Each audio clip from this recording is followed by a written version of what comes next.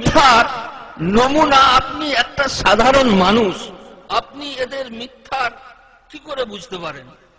এরা এই টাইপের বই লিখেছে প্রায় 50টা, এই সহি পদ্ধতিতে নামাজ, অমুক নামাজ, তমুক নামাজ, আর সহি দিচ্ছে। এইখানে দেখুন বলছেন ওনারা, নামাজ শুরু করার বিষয়ে বাম হাতের উপরে ডান হাত স্থাপন করে নিজের বুকের বা সিনার উপরে হাত রাখবেন। নিচে উদ্ধৃতি দিচ্ছেন সহিহ বুখারী 717 নম্বর হাদিস, 719 নম্বর হাদিস। তাও মিথ্যে কথা। বুখারী শরীফে বুকে হাত বাঁধার কোন হাদিস নেই। Challenge, challenge, challenge. যে কোনো সময়, সকাল, দুপুর, বিকেল, সন্ধ্যা, যে কোনো সময় আসুন, আমাদেরকে দেখিয়ে দিন। এখানে বাংলা একটা বুখারী শরীফ আছে, দেখুন তো বাংলা বুখারী শরীফ। নারে তাকবীর, নারে তাকবীর।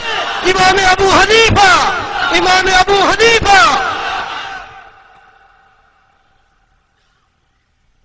সে বাংলা বুখারী শরীফটা খুলে মিলিয়ে আপনারা দেখে নেন, পাতাটা খুলো, যে ওইখানে কি বুকে হাত বাঁধার কিছু আছে?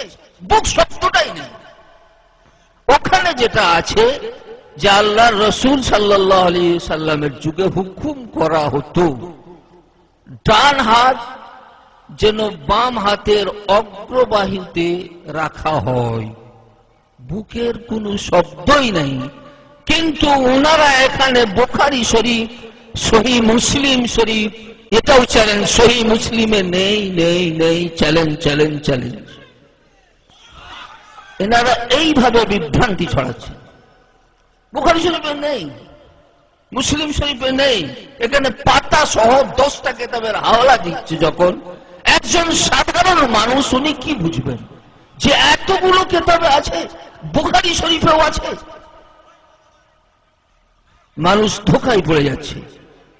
এখানে যেটা আছে, আন সাহল ইবনে সাদিন قال الناس يؤمرون ان يضع الرجل اليد اليمنى على ذراعه اليسرى في الصلاه। তার বাংলা অনুবাদক অনুবাদ করেছেন, নামাজে লোকেদের ডান হস্ত বাম হস্তের কবজির, অগ্রবাহু বলে ভালো হতো, কবজির উপর রাখার নির্দেশ দেওয়া হতো। এখানে বুকের কোনো কথা নেই, কিন্তু ইনারা ওই বুকের উপরে বাঁধবেন বলে সহিহ বুখারীর হাওলা দিয়ে দিলেন।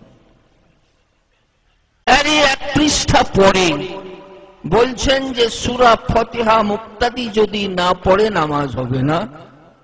ওদের প্রত্যেক কথাই বুখারী, থাকুক আর নাই থাকুক। বুখারী শরীফ হাদিস নম্বর 720। তাতে যে হাদিসটা আছে সেটা হলো সূরা ফাতিহা ছাড়া নামাজ হয় না। ইমামের পিছনে শব্দটা নেই, এটা এনাদের নিজেদের তৈরি মন গড়া। এখানে ইমামের পিছনে শব্দ নেই।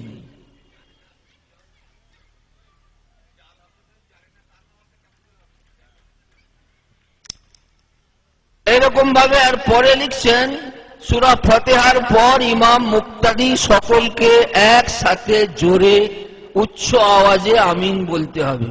কোথায় আছে? সহিহ বুখারী। সব সহিহ বুখারী। সহিহ বুখারীতে নাই। চ্যালেঞ্জ, চ্যালেঞ্জ, চ্যালেঞ্জ, উঠে আসুন। কার বাবার ক্ষমতা আছে সহিহ বুখারীতে দেখান যে জোরে আমিন বলার কথা লেখা আছে? নারে তাকবীর, নারে তাকবীর। মাকামে ইমাম আবু হানিফা, মাকামে ইমাম আবু হানিফা। 2 নম্বর কথা, ওনারা বুখারী শরীফের হাওলা দিচ্ছে। বুখারী শরীফ তো বেদাতি কিতাব। হুজুর সাল্লাল্লাহু আলাইহি সাল্লামের যুগে বুখারী শরীফ ছিল? আরে ছিল। তাবেঈ যুগে ছিল, তাবেঈনের যুগে ছিল। ওনারা বলছেন মযহাব বেদাত, নবীর জামানায় ছিল না। তাহলে বুখারী তো তার থেকে বড় বেদাত। তোমরা এই কিতাবের হাওলা দিচ্ছ কেন ভাই? এটা তো বেদাতি কিতাব। এটা তো 200 বছর পরে 3 শতাব্দীর পর তৈরি হয়েছে। মযহব তো দ্বিতীয় শতাব্দীতে হয়েছে। যদি তৃতীয় শতাব্দীর জিনিসটা বেদাত হয়, তাহলে বুখারী শরীফটা বেদাত হবে না কেন? মুসলিম শরীফ বেদাত হবে না কেন? তিরমিজি শরীফ বেদাত হবে না কেন? সব বেদাত। তোমরা একমাত্র সঠিক রয়েছে। কথা বুঝতে পেরেছেন? এই তো পরবর্তী কিতাব, হুজুরের জামানার কিতাব দেখান। আল্লাহর রাসূল সাল্লাল্লাহু আলাইহি সাল্লাম দুনিয়া থেকে চলে গেলেন, আমাদের হাতে কোনো হাদিসের কিতাব দিয়ে গেছিলেন? জানেন আপনারা? কোন হাদিসের কিতাব দিয়ে গিয়েছিলেন? কোন হাদিসের কিতাব দিয়ে যাননি। কি দিয়ে গিয়েছিলেন তিনি? তিনি আমাদেরকে দিয়ে গিয়েছিলেন জীবন্ত কোরআন। তিনি আমাদেরকে দিয়ে গিয়েছিলেন জীবন্ত হাদিস। খুব ভালো করে বুঝবেন, না হলে বিভ্রান্তিতে পড়ে যাবেন। তিনি জীবন্ত কোরআন দিয়ে গিয়েছিলেন, তিনি জীবন্ত হাদিস দিয়ে গিয়েছিলেন। সাহাবায়ে কেরাম, সাহাবায়ে কেরামকে ছেড়ে গেছিলেন। 100 লক্ষ সাহাবায়ে কেরামকে ছেড়ে গেছিলেন। তিনি আমাদেরকে দিয়ে গেছে সাহাবায়ে কেরাম। তিনি বুখারী দিয়ে যাননি, তিনি তিরমিজি দিয়ে যাননি, তিনি কোন হাদিসের কিতাব দিয়ে গিয়েছিলেন যাননি। তিনি আমাদের সামনে ছেড়ে গেছেন জীবন্ত কোরআন, জীবন্ত হাদিস, সাহাবায়ে কেরাম। নারে তাকবীর! আজমতে সাহাবা রাদিয়াল্লাহু তাআলা আনহু, আজমতে সাহাবা রাদিয়াল্লাহু তাআলা আনহু। নারে তাকবীর!